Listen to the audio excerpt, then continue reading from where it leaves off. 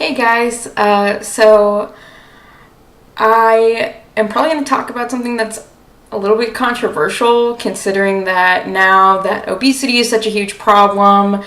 I think it's like 1 out of 3 people are overweight or something like that. Like, it's a really, really big statistic. I mean, most people know someone that's overweight, most people are overweight or obese, so it's kind of like demonization. When you look at an obese person, what do you think? Think about the first 3 things that are going to pop in your head. They're unhealthy. Oh, that's their problem. All these like different ideas that you have about this person just from looking at them. You don't know that person. You don't know about that person. You don't know them on a personal level. You just see them. And that's the problem with looking at people at face value. You're going to judge them based on the group that they're in. And I think with fat people, it is really hard because anti-fat bias is an extremely acceptable thing in our culture. Granted, I live in the United States, so in different cultures, it's more or less acceptable. Usually this is on the same par of like food scarcity.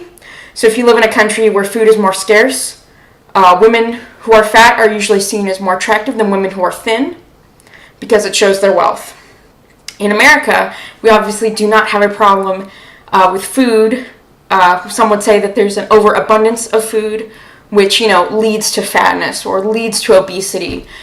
And it actually causes malnutrition. A lot of the processed foods that people eat leave you malnourished. And a really interesting thing that I learned just from watching Fed Up, which is a documentary that you can watch on Netflix if you have that. It was talking about how you can be thin on the outside, but you can have a lot of fat on the inside and have the same risks as an obese person.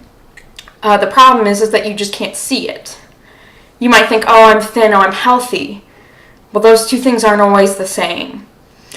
Kind of going back more on Fed Up, it is basically just like a documentary about the corruption in the United States when it comes to processed food companies.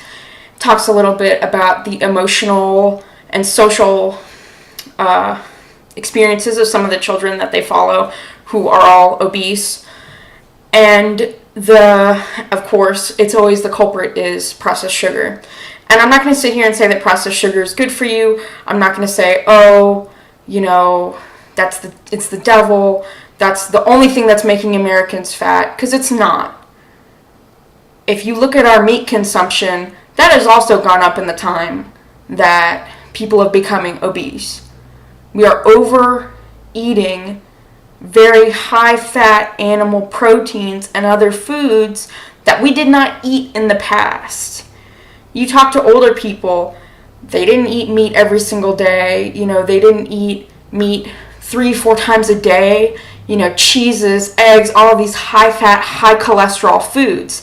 And it really made me upset when I saw Gary Taubes in the, documentary. Thankfully, he was not talking about, like, the paleo movement, and I thought it was really interesting because at the beginning of the documentary, it kind of, like, flashed, like, different, like, fad diets, and paleo was one, so I was like, why would you have a paleo proponent on this documentary? But he didn't go into that a lot. He just kind of talked about, processed food's bad, it's not good. We need to stop telling people that they just need to exercise and eat less, because you can see time and time and again that doesn't really happen.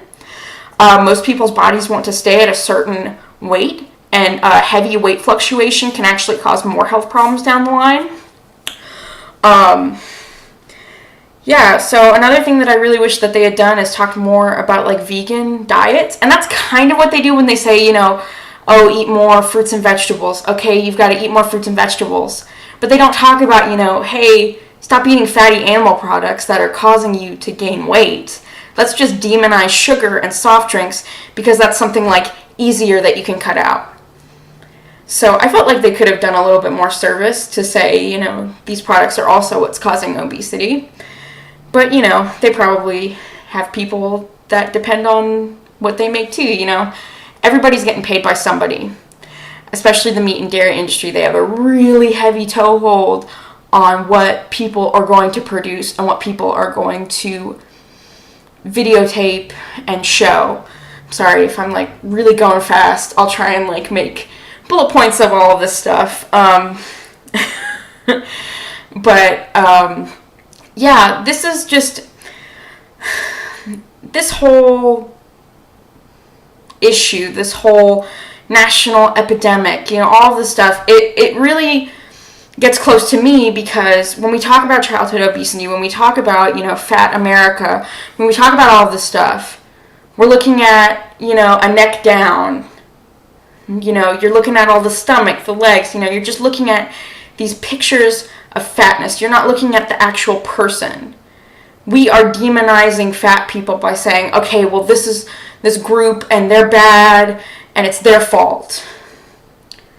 And when you actually look at the information and the experiments, a lot of people hold anti-fat biases, especially when it comes to women. Women are the most hurt by this. More obese women will not go to college. They're not going to get, hired by jobs. They're not going to get as many promotions. They're more likely to get fired. There are all of these negative, outcomes for fat people, but we don't want to talk about that. As a society, we just want to demonize fat people and say, it's their fucking fault that they're fat. That's not my fault. They just need to get on the treadmill and eat more salads. How do you think that makes a person feel? And I've been overweight my whole life. So I know this shit more than most people. And I'm sure most other fat people know it just as well as I do. People are not going to be nice to you. People are going to judge you. People are going to implicitly stereotype you and make you into that fat person. And it's not okay. And it's not okay to also say, oh, well, if you just lose all the weight, things are going to be better. Oh, you're going to be a better person. Oh, you're going to be healthier. Oh, everything in your life is going to be better. So you should just lose weight. How terrible is that? How terrible is it to go to a little kid who, their parents are feeding them crappy food, they're trying to exercise, they're trying to do everything that they can because this is what everyone is telling them to do, and then say, oh, well, at the end of the day, it's your fault because you're not trying hard enough. Just take a minute to pretend like that's you, as like a 6-year-old, 7-year-old, 8-year-old, 10-year-old, a teenager, to just have your life and your worth be about your external appearance. And just think about how that'll make you feel.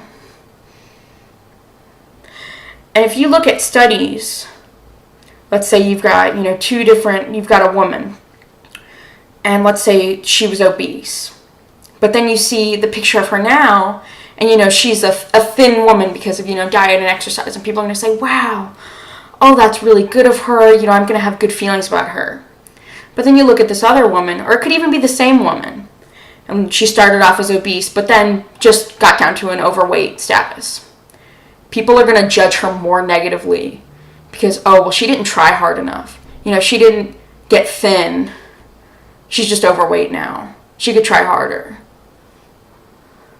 How messed up is that? I don't know. You guys can leave your comments and questions below. Just some last little points to bring up.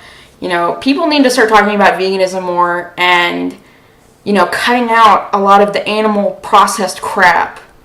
Because I get it. You probably shouldn't be eating, Boca burgers every day or, some of the processed vegan junk foods.